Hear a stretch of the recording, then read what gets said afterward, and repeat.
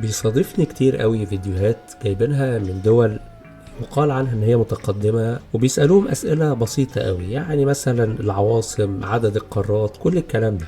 وبنتفاجئ بالاجابات ان هم في ناس كتيرة متعرفش ابسط القواعد اللي احنا بناخدها في الابتدائية عندنا في مصر. ولكن هل الموضوع ده حقيقي ولا وراه حاجة اعمق من الفيديوهات الترفيهية والضحك اللي احنا بنشوفه في الفيديوهات دي؟ فما تنساش تعمل سبسكرايب، ويلا بينا نجاوب على السؤال ده.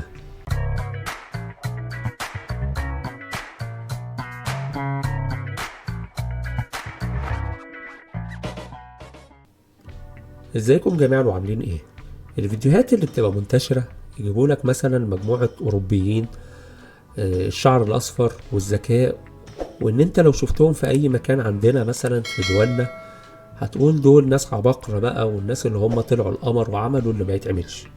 ويجي يتسأل سؤال لازم يكون سؤال تافه جدا، ونبتدي بقى نتفاجئ بمجموعة الاجابات اللي هي مضحكة جدا.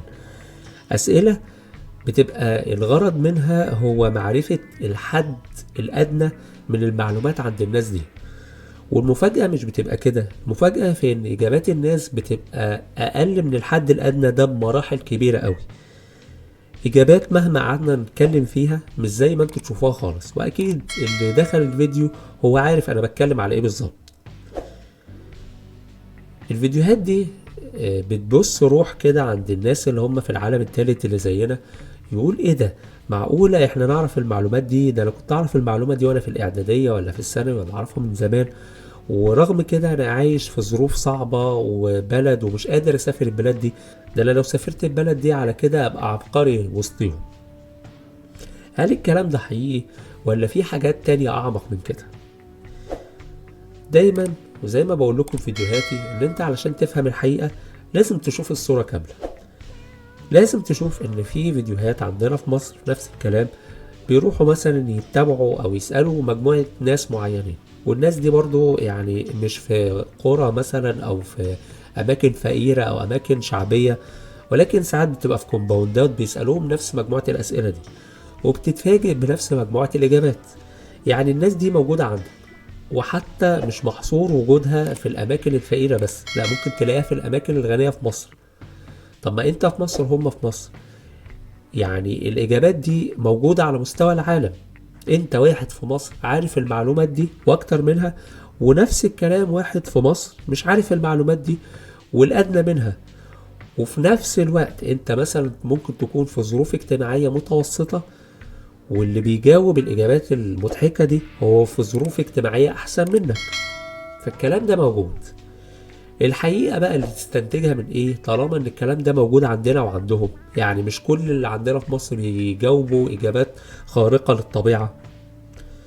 الموضوع دايما بيبقى بفكرة النسبة والتناسب، مش بنقول مين اكتر ومين اقل، ولكن كل بلد فيها ده وفيها ده. يعني زي ما انت مثلا تقدر تجاوب اسئلة من اللي انت شايفها اسئلة عبيطة بالنسبة لهم، هو في نفس الوقت ممكن تلاقي ناس مجموعة تانية بتجاوب في حاجات أدق وأعقد من الحاجات اللي انت ممكن تفهمها.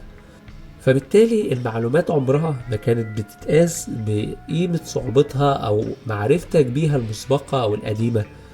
المعلومات بتتقاس بإجمالي الناس عارفينها ولا لأ. يعني المعلومة دي أصلا المفروض تبقى منتشرة ولا معلومة دقيقة شوية. فلو المعلومة منتشرة في بلد معينة زي احنا مثلا بناخدها بندرسها في مدارس بنركز عليها قوي، المعلومة دي هم شايفينها ان مش دي اهم حاجة يعرفها هناك، ولكن ممكن يخليه يركز اكتر على مواهبه هو الشخصية، على العلوم الحديثة، على العلوم اللي هتفيده عمليا في مستقبله. فبالتالي هو ده اللي بيعمل الفجوة. وده لا يعني ان في شعب اذكى من شعب، في متوسط شعوب اذكى من شعوب، وفي متوسط اقل شوية. والأهم مش فكرة الذكاء وفكرة المعرفة وفكرة الثقافة، هي فكرة توظيف الدول لكل ده. لأن الدولة تبقى عارفة إن كل أبنائها مش عباقرة، في منهم العبقري قوي وفي منهم القليل قوي، والأغلبية هي اللي بتقع في المنطقة الرمادية اللي هي المتوسطة، اللي انت ما تقدرش تجزم ان ده عبقري ولا هو غبي، ولكن هو بيفهم حاجات كتير وفي نفس الوقت بيجد صعوبة في فهم حاجات أكتر تعقيد. ولكن ده لا يعيبه، دي قدرات خاصة لكل شخص. فهنا بيجي دور الدولة في ان هي تقدر تستوعب وتتعامل وتفهم مجموعة العقليات دي وتوظفها في المكان الصحيح. توظيفهم في المكان الصحيح هو اللي بيدفع العجلة للقدام، لان انت طبيعي في كل مجتمع محتاج ناس تأدي ادوار بسيطة خالص، ادوار بدائية، وناس تأدي الادوار الصعبة، وناس بتترك لهم الحرية في ان هم يتخطوا المألوف ويبدعوا ويوصلوا لمراحل انت نفسك مش حاططها، ولكن مديلهم المجال ده علشان شايف ان هو يقدر يوصل للحاجات دي اللي انت حتى ما خططتش ليها.